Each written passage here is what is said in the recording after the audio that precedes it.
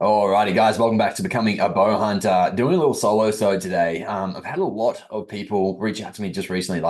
Honestly, in the last month, it's been over 15 people hitting me up with the exact same question, which is, Matty, I've been bow hunting for a while and I'm having issues gaining access. I can't find places to hunt. It's just become a big problem for me. And I think a lot of people in Australia are actually facing the same sort of issues. And I understand it. I completely get it.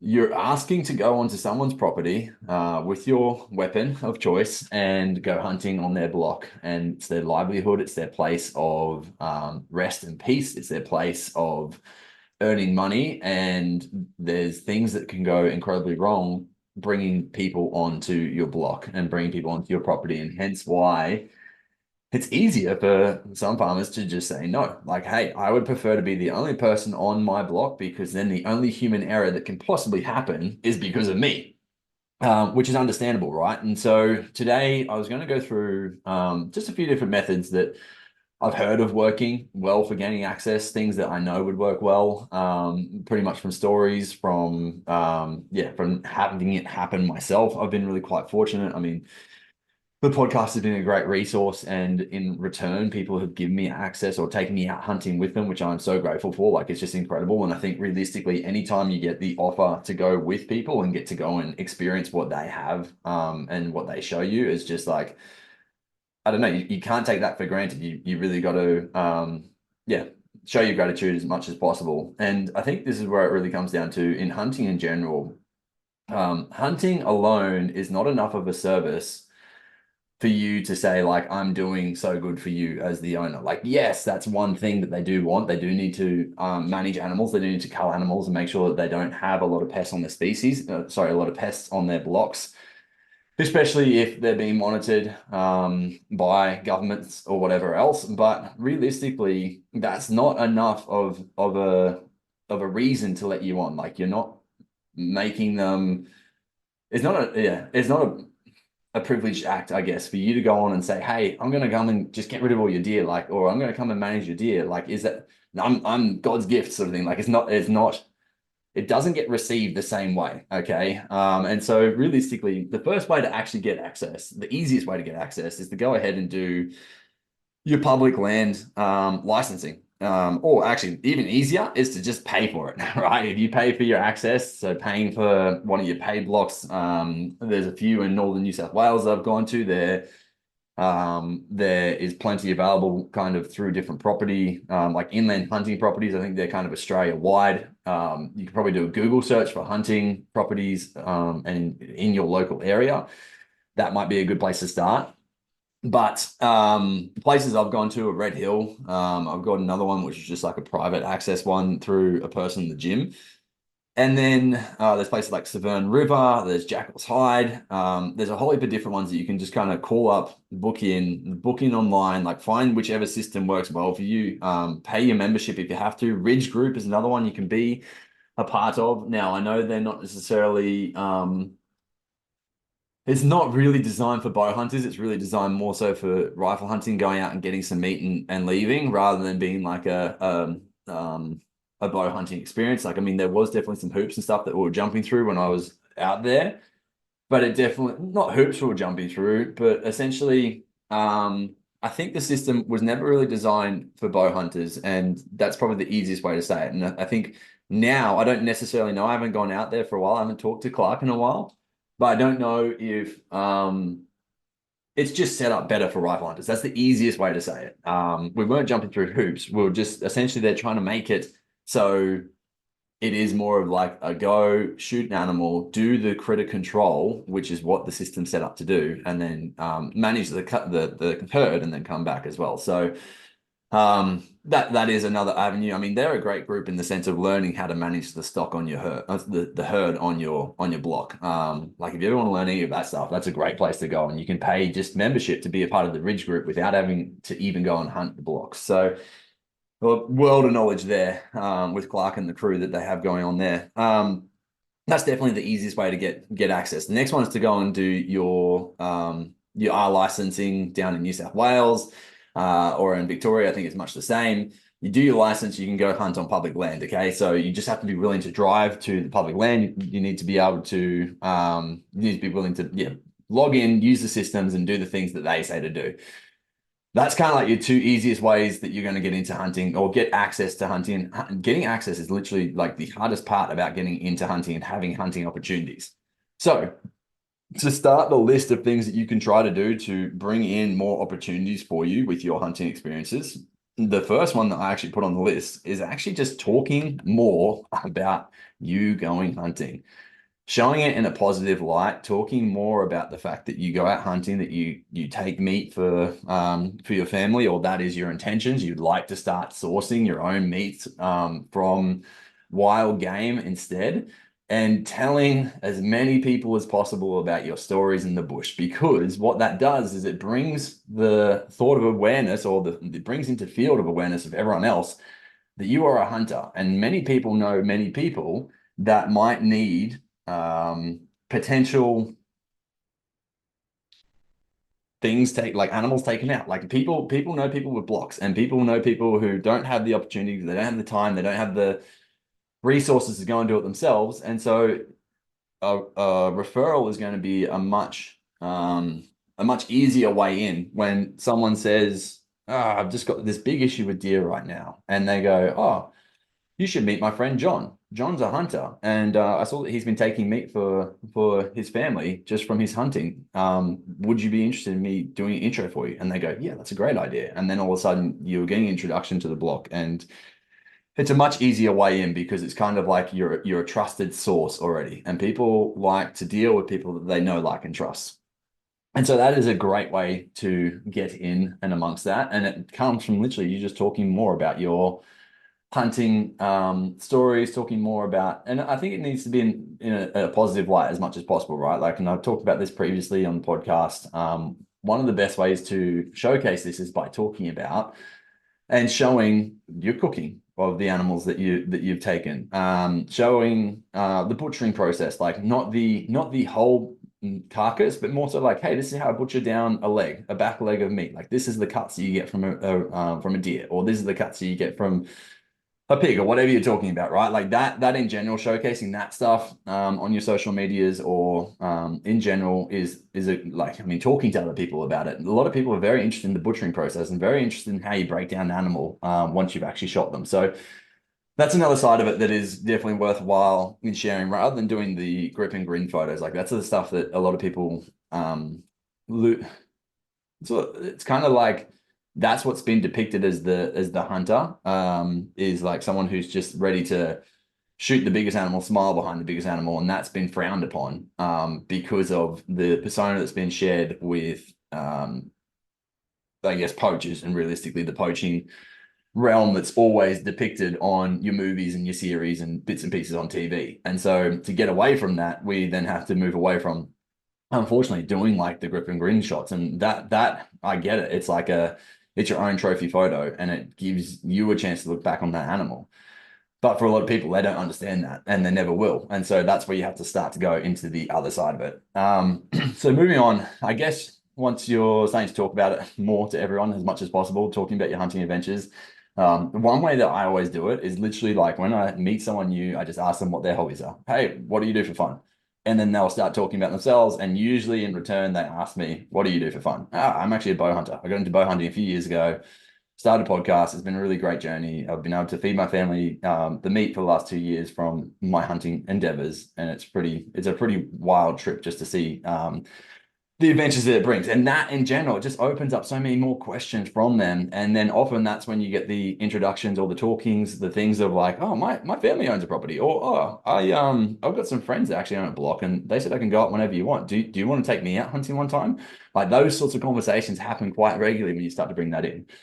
The next side to this is always thinking about what's in it for them, meaning the farmer, the owner of the business, the property that you're trying to get onto. And this is something I actually coach a group of copywriters right now in regards to how to help them to get work with business owners. And it's the same concept. You need to be valuable. You need to be a valuable resource to the person that you're trying to reach out to, especially if you're doing it as a cold outreach. You need to be able to go in and say, something that's not about you, and something that is all about what's going to be in it for them. Like if you're just going along, once again, if you're just going along just to shoot deer, it's not necessarily going to be that helpful for them. For some of them, yes, they'll love it, and that's all they'll need. But for many of them, they need help around the farm. They need someone who is going to be valuable, and someone who's going to be trusted, and someone who is going to be of integrity and help them moving forward. And so it needs to be about them more than it is about you. And obviously, you get a great outcome from it because you get a block to potentially hunt on. But the first point of all of this is that you need to be a good human. Like you can't go in and have any expectations of anyone. It's probably going to take a fair bit of time and effort to build up trust. And in the Australian community in particular, farmers love a handshake agreement. Farmers like to meet you in the face. They like to meet you face to face. They like to get to know you better before they'll even offer you to go on their land at all. And that's completely understandable, because if some guy rocked up in my house and said, "Hey mate, I want to shoot some rats in your house with my 22, is that all right?" Like I'd probably question it. I probably wouldn't just say, "Bro, you can come straight in, and do you have your gun here right now?" Because what the F, like it's understandable as to why people rock up on a farmer's block and get told to F off straight away. I can completely understand why that happens. And so letter dropping is maybe a good way. Giving a phone call is maybe a good way. But I really think like organizing a time to actually go and have a chat is the best way that you can do that. So reaching out, saying, "Hey, I'm local to the area, or I've been hunting over at this block, or I've got friends over at this block. I am coming up to your area around this time. Would it be cool if I pop in for a chat?" And that's all it has to be. It's just opening the conversation to talk more about the hunting access in general. And I mean, talking more about not even hunting access, talking more about what they've got going on with their block, what help they need, and what service you can be to their block. And then potentially after all of that, that's when you can start to ask about the hunting and the critters and whatever else that's happening within their place. Okay. Um, I think, yeah, realistically, just becoming hunting is not a service to the farmers. It's a big thing I really want to get across. It's not really you doing a great service for them by just doing that. Like, yes, once again, some people, that's all they need. They're going to be very stoked with that. But they actually need like help with fences. They need help with understanding where the fence line is down, where the herd got through, and where the herd are now. Like reporting back to them about stuff. So offering some form of farm assistance. So beyond your hunting, offering them to help with activities around the farm, be it fencing, assisting with livestock, or any other tasks like feeding up, doing basic jobs like get out and do some tortoning, get out and do some land control with them. Like they've always got 1,000 jobs that are needed to be done, and they're going to have so much. Yeah, they'll have a list of things, and often they'll say, "No, mate, don't even worry about it. Like, go out for your hunting. It's all good." But at the same time, I always, and even if with my family, like I still go out and I offer to help them as much as possible. I'll go out for a hunt in the morning. I'll go home at lunch and I'll say, "All right, what are we doing?" And if they don't give me anything, I'll hop out and I'll mow their lawn just around the house, or I'll go and feed up the animals in the afternoon before I go out for my hunt, or just doing the little bits and pieces that can really help out. I'll go down and help clean their shed up a little bit. Just those little small things, just to really, yeah. I'll ask them what needs lifting right now. Like, "Hey, you guys, like, yeah, what can I assist you with?" Whatever it might be. Okay, so I never take for granted the fact that even though they're family, it doesn't matter. Like, I'm still a visitor to their block, and I still want to be of service to them, no matter what it is. And the same thing happens whenever I go to someone else's block. Like, if I go out to Grant's block, I've been there twice, and I've always asked, "What can we be doing? How can we help out?" And there's always little jobs that need to be done, and that's fine. It's weapons down. Let's go and help the farmer as much as possible. Can we feed up? Can we put some fences up? Can we do anything? And that side of it, of what's in it for them and how can I be of service to them, that really should be your number one priority when you go out there. How can I be of better service for these people? This is when you're not paying for a block. Like when you pay for a block, I understand you've paid for it. You've paid for their service to go out and use their block as a hunting block, and that's fine. But if you actually want to get your own access, and you want to have a long-term opportunity or relationship built, then you do need to kind of take this approach. And once again, I don't think this is an unfair ask, or a bad request, or even a silly thing to say, because realistically, they're giving you access to their block. Once again, it's incredible that you've got that access. It's something that can potentially feed you and give you these opportunities for years to come. It only seems fair in my head at least. And if you don't agree, then so be it. And it might be why you're not getting access. Who knows? But at the same time, the next step to this, so offering farm assistance, offering land maintenance. So I mean, realistically, if you are a tradie, it makes it incredibly easy. And I know a lot of guys who have got a lot of access purely just because they're a tradie who've gone and done work on the block. They're there, they're laying a slab, they're doing some plumbing, they're doing the electrical work. And they just get talking about, hey, what do you got on your land? Like, what do you guys farm? Oh, and what critters do you have here? Oh, wow. Do you need any help with getting rid of those deer? Oh, those pigs, haven't they been annoying right now? Yeah, yeah. I saw a block just over there that I hunt the other day, and I saw 100 of them. I took out 10. Farmer was stoked. Just talking to them about that process, and all of a sudden they start to go, oh, wow, maybe this guy can be of service to me with the stuff here. And the other option is talking to them about, well, hey, this is the service that I offer. I'm a Sparky.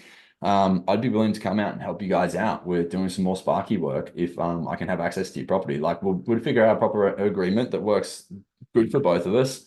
I can come out and do maybe, I don't know, a weekend every other fortnight, sorry, every other month or something like that, and get some jobs done for you around the place. And maybe I can have access to come hunting once a month or something like that.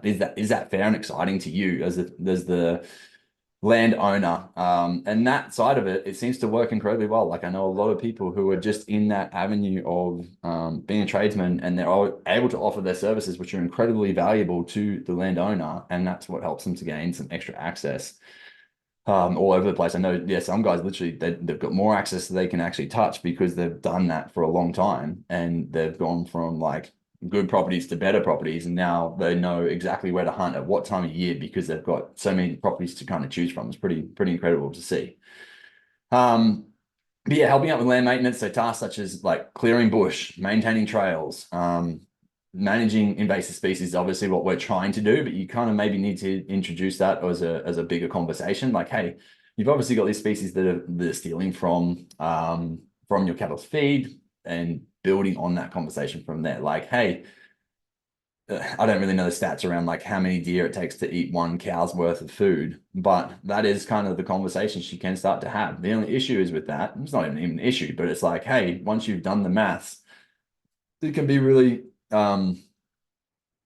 it can be an obvious reason for the farmer to try to eradicate them straight away. Like, oh, stop that! I don't want them stealing all my cow's food. I'm going to get onto it straight away, right? Like, you understand what I'm talking about there, hopefully. Sharing meat, that's the other side of it. Like at the same time, although they're farmers and they've got the access to be able to shoot their farm animals of cows or sheep or whatever it is, it also comes with a hefty amount of work. If they're not into butchering, they don't love the butchering process, they don't pay a butcher to come on out, then having the ability to say, hey, I'm going to come out and shoot some deer this weekend. I can shoot you one if you're up for it, and I'll butcher it up and have it all ready for you guys. So you guys have some meat, I'll have some meat, and we'll call it fair square, right? That can be something that could definitely potentially help you out. And I mean, even once you do have access, always offering up the meat as well. Like, hey, would you guys like a backstrap? Would you guys like me to cook you up something like that? That's something I always do when I go out, is I always cook them up some deals and just help them around the sense of like, you guys can have a breather for a second. Like, here, we're here to help, or I'm here to help. Let me help out and let me do some stuff for you. And yeah, love cooking. So therefore I always try to make a really nice meal for them when I go out and out. If you have knowledge in wildlife management, offer your expertise in regards to like how to help manage the population of game and non-game species on their property. And that's where something like the Ridge Group could be helpful. I mean, obviously farmers have a fair knowledge, especially if they've been breeding cattle or breeding sheep. They're going to have an understanding of what works best for their herds, and maybe not trying to step on any toes there, but talking to them more about like, hey, did you know if you did this with the deer, you'd probably see less numbers here or something like that? Or like, hey, if you don't shoot them during this time, they'll have the younger ones come through. The younger ones can then do blah, blah, blah. And the bigger males can do blah, blah, blah. Like figuring out what works well for them and what they're actually attracted to and not attracted to with the deer species, pig species, fox species, whatever it is, right? Talking about the critter that they have the most problems with and yeah, asking them about that process and potentially educating them somehow if you can. Like, obviously you don't want to say anything that makes you look stupid. You don't want to say anything that's going to make them ticked off. But this side of things is like the extra side that can work really well with it. And the other side is like, once you're in with a block, like everyone's got neighbors, everyone's got other friends, and this is where, once again, going back to like the talking about hunting more often is very valuable to you. But once you're on a hunting block, and it might take a year, it might take 10 years, you can start to build up relationships with the farmers around you. So, for instance, on my family's block, there was a guy that does agistment cattling there, and I've met him probably 10 times now, and it probably took until the seventh time before he said, "Mate, I've actually got some chital over at my block. Would you like to come and shoot one day?" And so now I know I've got access to this chital block. It's literally a 270-acre block, like small as all buggery, this little block. Awesome, like absolutely incredible. I'm blown away with it. And he's like, they cross over in the corner paddock at this time every single day. So you need to set up as an ambush. You'll just need to sit down there and wait for them to come through. But if you'd like to, you can come and shoot a chital deer. Just give me a call and I'll let you know if I'm about. I'm like, whoa, that's an absolutely incredible opportunity. But it took for me having the trust from my family. He was there one time when I was butchering up deer, so he knew that I could hunt as the next part. And then when it finally came to it, he sent me the offer, and I'm like, well, that's incredible. I definitely will take him up at some point in time for that. So just showing that, yeah, you have a network, your farmers have a network, and it's just going to continue building out from there. The other side to this, and I don't necessarily know how well this works because it's not an avenue that I've taken, but it's an avenue that I've seen work previously, is joining a local club. So being that a local archery club, being a local gun club, and talking to people about hunting. I know there's definitely been a bit of a stigma, at least from what I've been told previously. And this actually, I've been getting into spearfishing recently and been talking with a fair few guys who are like presidents of clubs and stuff like that. And they're usually really young, like between 20 to 40. And they've kind of stepped in as like this fresh blood into the club because the club was stagnant. And you're seeing all of these clubs gain a whole heap of notoriety around the country, but also gaining a heap of really young access, a heap of young participants to the group, where essentially like 20, 30-year-olds are starting to join up to this group because it's bringing them in and creating this really cool environment for these younger guys to come into. And I've definitely noticed that most of the time when I go to the archery clubs, it is an older demographic, and it's an older demographic running it. And I understand that's just how it is. That's fine. But there has been, once again, not to me directly, but I've been told about it, where there's a stigma within the club of, well, we're not bow hunters, so therefore we don't really service bow hunters. We are archery targets or archery shooters or whatever it is. So that side of it is interesting to me, and I would be interested to hear what those conversations actually were, or how it actually played out, and if it was just the fact that they said, "Oh, I just don't hunt," and that's all it was, and people took offense to that or whatever it was. But I essentially think that what we could learn from the spearfishing industry and what those guys are doing right now is bringing in and being more active in your club as much as possible, being included in the community and trying to help to build that up. That means maybe potentially running more competitions around the block, around your club, that are like centered on 3D archery, or going for walkthroughs to regular targets and doing them more regularly and creating more of a community-based feel, and potentially even then talking about like, hey, these are our hunting opportunities. These people are willing to give us access. Like I know there's a block down in New South that they've literally got access at the back of their block where they can allow people to go hunting, which is crazy. So I don't know if that's, I don't know the ins and outs of it. I'm really talking kind of on the tips of my toes right now, but it's just like I've seen this work well in the spearfishing community very quickly, in regards to like I've stepped in and I noticed that a lot of people are a part of clubs and they're doing a lot within their clubs and helping each other out. And I think that there could potentially be room for that within the clubs within Australia. And once again, I haven't got much experience around here, so I could be talking out of terms. I really don't know. So don't shoot the messenger. It's just potentially worth a shot of going in and chatting to more people. Like, once again, the more people you know who hunt, potentially the more likely you are to get invited on a hunt. Because eventually someone's going to want to give you a turn of like, hey, you've been a good person. Like if you follow the rules of being a good human and just doing right by people in general, you're probably going to get an invite to say, hey, bro, would you like to come along for a hunt? Or, hey, girl, would you like to come along for a hunt? Right? Like, I really think that side of things is kind of like a rule of thumb. Like being a good human should probably be at the top of your list in general, not just for bow hunting, but just across life, because I really think that's going to help you to get a lot more in life in general. So yeah, networking with local hunting clubs or local hunters. I know there's definitely a fair few like online forums and stuff that you can join There is like literally your insurance clubs, and they typically have bits and pieces. Like for instance, the hunting club is the one that I'm signed up through for my insurance. I know that they've got like an online community. They've also got they give away hunts and stuff like that. So I mean, that's the other way, is looking for as many hunt giveaways as possible as you can. They're usually like with the guided hunting service. I mean, that's literally like the best way to fast track your ways as a hunter. Pay a guiding service. Like put down your money, go for a week hunt, have someone who's hunted for their whole life probably standing right next to you telling you exactly what to do. Sure, it might be expensive up front, but you're going to potentially walk away with this incredible animal. You're going to walk away with literally a shit ton of information around, like it's going to fast track your journey, that's for sure. I really think that's kind of like a massive yeah, step in the right direction. If you're willing to pay your way, you'll definitely get some quick, fast wins there. Referrals from other hunters. This is an interesting one, right? Like, obviously, if you get invited to go to someone's block, there is kind of like a bit of a do's and don'ts list, I guess. You shouldn't necessarily be thinking that you're going to gain access to this person's block just because you're going. But if you go with them and you've gone to their block a few times, and the farmer says, "Hey, if you ever want to come out without your friend, then by all means do it."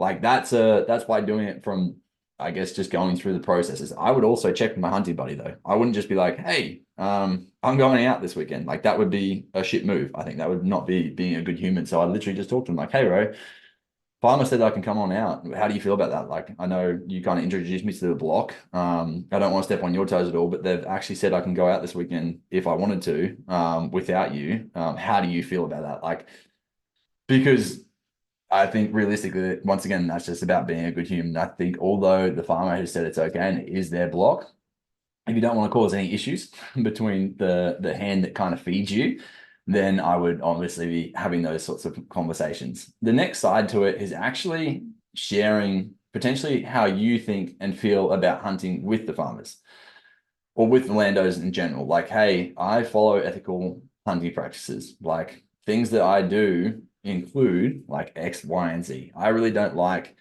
this, and this about the hunting industry, or these are the things that I've seen go wrong, and these are the things that I do now very differently because I really want to make sure that A, I'm safe as possible, B, that the animal is well cared for, and C, that at the end of the day, it's an enjoyable trip that everyone gets to walk away from healthy and happy, right? Like talking about that sort of side of things, talking about management of herds and whatever else, once again, like, hey, I would love to come on and do this, and what it will do is help to grow these types of animals rather than seeing these types of animals around the block. Is that something you're interested in, right? Once again, bringing out like the whole picture of bits and pieces, I think is really quite important. That's something else I was just thinking of, which has just skipped my mind. But yeah, really showing them that you're a respectful hunter and that is kind of your approach. That was what it was. It was all about the side of bow hunting being so quiet. So a lot of the time, people won't necessarily like rifle shots going off around their block because it does create potentially a lot of distress to the animals who are already there, and they don't want their animals to be running all over the block. Like if you've got cattle in the block where you're shooting and these cattle are getting spooked and then all of a sudden they bust through the fence, you've just created a whole heap of extra work that is not valuable at all. It's a hindrance, if anything. And so using the conversation of, well, I use bow and bow only. And the cool thing about that is that the bow is so quiet. Like if there was an animal 15 meters away from me, they probably would not even hear it or probably not even notice that something's happened. And what that means is that your herd's not really going to get spooked while I'm out and about. And I think that's of added value just to mention when you're talking about like, hey, like just talking about what you do. Hey, I'm a bow hunter, rather than just saying, hey, I'm a hunter. Can I come in and hunt on your land? Like, hey, I'm a bow hunter. That added little snippet could be enough just to kind of be like, you know what, we've never really given bows a shot. Or, hey, I know previously my animals have been scared by a rifle. It's interesting to me that the bow is quieter. Maybe we could have a look at introducing it and seeing how it goes, right? Like there is potential at that. That as a piece could be, I know that it has worked for others. Let me leave it at that instead. What have I got down here? Referrals from other hunters we talked about. Leasing land. I mean, this is the other side of it is like, hey, if you can't actually get access through doing your own means, then potentially like through your own networking and whatnot, then maybe leasing some land is a good way to do it. Obviously, it's a pretty expensive way, but if you were to get a crew together and say, hey, like we're all hunters, we've all really loved and enjoyed this as a form of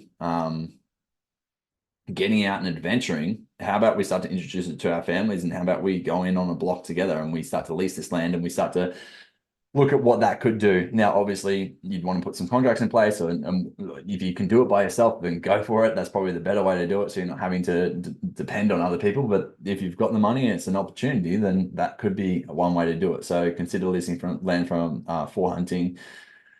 This provides a more formal agreement and can appeal to landowners as well as a source of income. So that could be the other way. You could do it one of two ways. So leasing the land directly through a renting agency or something like that instead, or separately is talking to farmers and saying, hey, can we have the access to your block? Like, can we have the sole access to come and hunt your block? That way you're putting us in charge of managing the species. So if the government ever do come out and ask you what you've been doing in regards to pest control, you can say, oh, these guys come and do it. And you've got some agreement set up with the farmer where you're then able to be the people that go out and hunt and do the block land, sorry, the pest control for them, and they are getting a source of income. Like at the end of the day, it's a business for them. So why would that's a great idea in my eyes at least.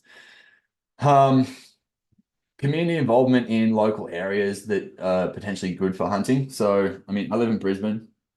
It does make it hard for me to say like, hey, I'm just going to go to every event at Gympie or at Emmerville or wherever it is, right? Like I'm going to find a place where I know there is good critters about and I'm going to go to all of their local events, but being involved in their community and doing more around their community and getting known can be a good way to start to introduce yourselves and increase your network. And I mean, once again, you don't want to go in with the selfish thought of this is what's in it for me. Instead, you want to go in with the opportunity of like, hey, I'm going to meet some new friends. And that's where it starts. It's not a I'm going to meet new friends to be able to make to get some access to their blocks. That's not what you need to go in with as an intention, because people will sniff you out from a mile away and just be like, you're a shit of a person. I don't want to necessarily deal with you. You're just thinking about what's in it for you.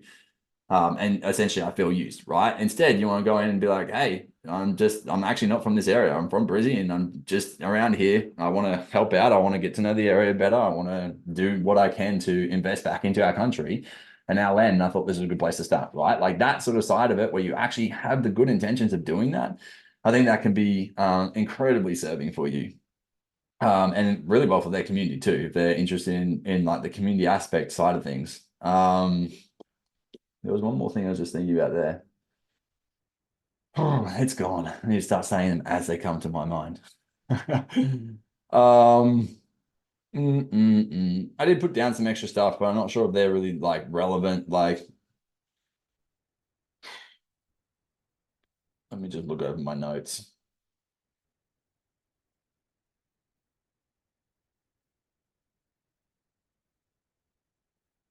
One thing, actually, this could potentially work and I know it's worked previously. I've got a direct story of this, of a guy who actually had his own big herd of bees. I don't know what it's actually called. I'll call it a herd. He had a herd of bee boxes is the best way to say it. I think he had like 15, 20 bee boxes going. And so it's, yeah, the beehives. And essentially what he would do is approach landowners to have and grow his bee, like let his bees live on their block. And essentially it was like one small part of the paddock that he had fenced off. So it was literally just the bee boxes were the beehives were inside of this part of the paddock, and it just meant that they were able to pollinate and get honey from that local area.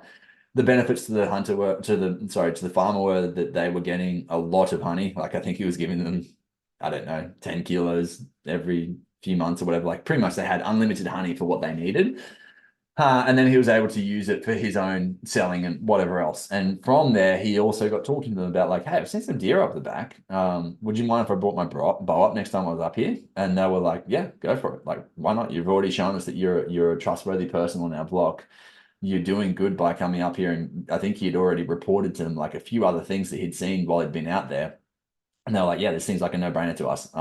He'd already built the trust. They already knew, like, and trusted him. So he was able to make that work. So yeah, having having like installing other wildlife enhancements, I guess, could be one way to kind of look at that. Yeah, birdhouses, bat boxes, I don't know, feed plots, like whatever you can kind of think of that might be of service to them, that could be a potential other way of doing it. It's happened again. I was thinking of something else and I can't remember it. Let's have a look. Creating a written agreement as well. Like this could just be like, I know I said before, like the handshake agreement, that is definitely an important piece to a lot of Australian farmers in particular, but maybe having something written in paper for them, and it doesn't necessarily have to be something that they sign, you sign, because that makes it very formal and might be something that they're not really interested in. But if they've said to you, hey, like, yeah, you can come on out, maybe just putting some boundaries in place for yourself or boundaries in place for them. Like, hey, this is what we're essentially proposing to do. I'll come out and hunt maybe every other month or whatever it is. The plan is I'll always check in with you guys before I come out. You'll always know where I'm going on the block. I'll always talk to you guys about what you've been seeing around recently, where the problem areas are, and how we can best make this work for you. Something like that, it just puts probably a lot more trust into the farm owner straight away. Some of them, they might laugh at you, who cares? But at the same time, you put in some effort to say like, hey, I'm really trying to do the best part by you. So yeah, I think that's kind of like the most of what I had down. I had a few other tips that I don't think are necessarily that great. It's more so around like wildlife survey assistance and stuff like that, which could be useful, but yeah, I don't really think that's necessarily the right way in. But yeah, I think realistically, the top of this list of trying to get more access is really being a good human, like being the best human you can be, being a good person to others in general, and not just doing it out of a need or a want for yourself, but actually out of a need and a want for getting back in land and helping out with their natural areas, their livelihood, like seeing how you can input for them, and help them to gain more than what you're actually gaining from every trip that you're out there. I really think that is super valuable. I've definitely become quite a resource for my auntie and uncle when they're like, "Hey, we're going away. We really can't get anyone else in right now. Are you able from these dates to come and mind our farm?" I'm like, "Yeah, for sure." And like because I work online, it does make it really quite easy to jump up there and make that happen. I've actually got a weekend coming up purely just because of that, like, hey, we've got to go and do this. We're away for 2 nights. Can you be here? I'm like, of course. Yeah, I'll come up and I'll feed up. Like realistically, when I go and do this, I don't get to do much hunting at all. But at the same time, I know it really helps them. And once again, this is kind of what I'm talking about trying to make it of value to them as much as possible, like making yourself as valuable as possible to them and solidifying the fact that you are there to help them and solidifying your access for longer. I really think that's kind of the biggest thing. Once again, being a good human. And then one of the best things you can do, and I've seen this from so many mates about getting access, especially Brizzy mates. Like I've got a mate who's a cop, I've got a mate who works at Mr. Minute and who owns Mr. Minutes. And you've heard me talking about these guys before, but they both just started talking about hunting more and more and more and more when they started hunting more. And what happened was they just started getting offers left, right, and center of here is an opportunity for you to come on out. There, why don't you come on out and see my parents' block? Or my cousins have issues with deer right now. Maybe you could go out and shoot a deer for them. That sort of conversational stuff is working a lot. I know one of the guys started talking about it more at his son's basketball games and got some offers off of that. Like, yeah, it's pretty crazy. I start to get a lot of offers from my gym of like, hey, I've got this friend, or hey, I met this guy the other day. So I really think like there's no place to not talk about it. And realistically, if you're putting it in a positive light, it can only be of benefit to you. So yeah, hopefully that's been insightful. Hopefully that's helpful. I think of this as you are playing the game of growing a forest. You need to plant seeds. You need to play the long game. It's not going to be hey, can I come and hunt at your block within the first day of meeting? That's not how this process is going to work. If you want it to be like a quick, short, fast method, it's going to be a numbers game. And you're gonna have to reach out to multiple hundreds, thousands, whatever it is, of business owners or landowners to be able to do that. And it might work for you, but you'll probably get a lot of F-offs in the meantime. What I'm talking about is a long process of like, hey, you know you're going to be hunting for the rest of your life. So start to plant seeds wherever you can. As you walk through life, you're leaving a little trail of a massive jungle behind you of all these seeds that you're planting, and you'll start to get more access. It might not be overnight, and that's fine. It might not be in a year, and that's fine. But it might be, hey, in the next 10 years, you can gain access to 3 blocks.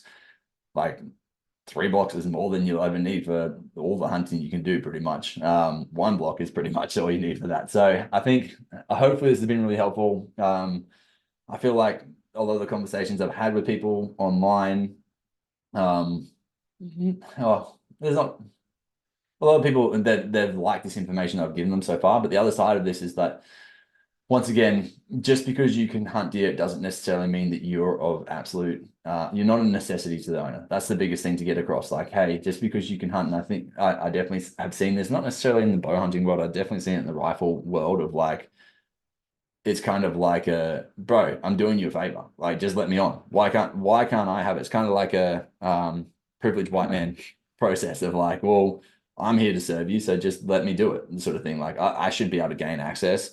It shouldn't be that way at all. I really think it's like, I'm not saying you have to kiss ass. I'm not saying you have to be bend over and be someone who says yes, ma'am, no, ma'am, 3 bags full, ma'am. Essentially, all I'm saying is you build a good relationship, and it needs to go both ways. And so, yeah, hopefully that message has come across. Hopefully this is going to help you guys to get some more access. Would really love to hear any stories you have of gaining access, especially off of the back of this podcast. If it's helped you to get something, let me know.